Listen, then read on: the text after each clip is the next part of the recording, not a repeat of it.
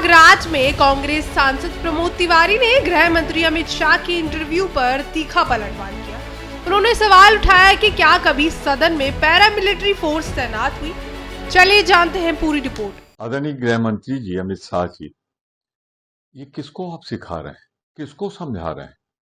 जो क्षेत्र लोकसभा के सदन की सीमा निर्धारित है, परिसर, जिसे सदन का परिसर कहा जाता है, ठीक है, वो स्पीकर करते हैं। पर क्या आप मुझे बताएंगे कि स्पीकर ने कभी पैरा मिलिट्री फोर्स आजाद भारत में नियुक्त हुई थी मार्शल के रूप में? जरा ये बता दें पूरे देश को। ये आप अनोखे हैं, आपकी सरकार अनोखी, जो पैरा मिलिट्री फोर्स सदन के परिसर में लगा रही है और उसे बेल में भेज रही है, सदन के अंदर भेज रही है, जहां सांसद का निर्बाध गति से आवागमन है। यानी आप सांसदों को डराने के लिए, धमकाने के लिए पैरामिलिट्री फोर्स का इस्तेमाल कर लेंगे। विरोध हमारा अधिकार है।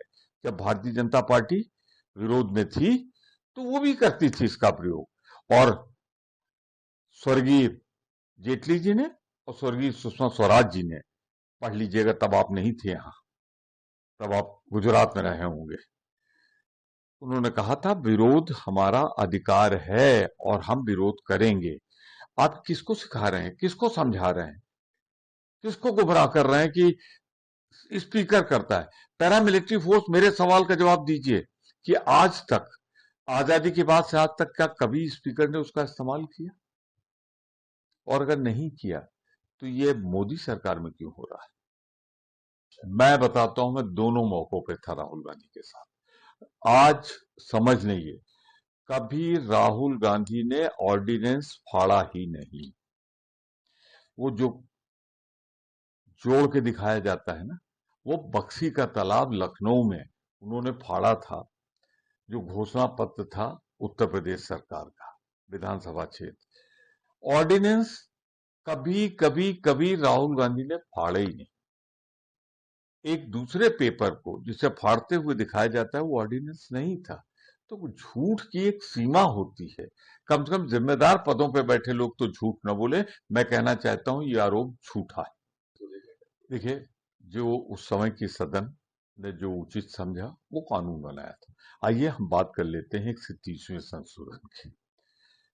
130वें संशोधन में ये है, जितना मैंने पढ़ा है, अब तो वो जेपीसी के पास गया है, कि 1 महीने तक अगर बेल ना हो तो प्रधानमंत्री, मुख्यमंत्री, मंत्री अपने पद से अलग हट जाएगा। आप मुझे बता दें, झारखंड में क्या हुआ?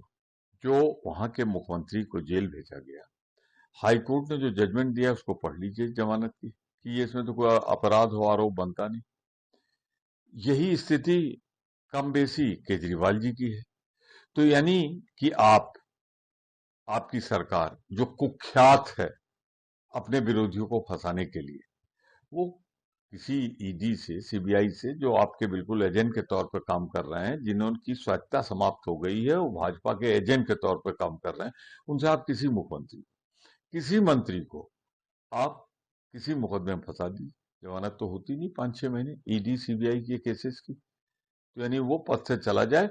और फिर बहुत से ऐसे भी लोग हैं जिन पर आपने प्रयोग किया। महाराष्ट्र डिप्टी चीफ मिनिस्टर जो आज बने हुए अजीत पवार, इनके लिए भोपाल में मोदी जी ने कहा कि चक्की पीसिंग, चक्की पीसिंग, और उनको डरा के अपने में शामिल कर लिया। यही आपने किया उद्धव की पार्टी में।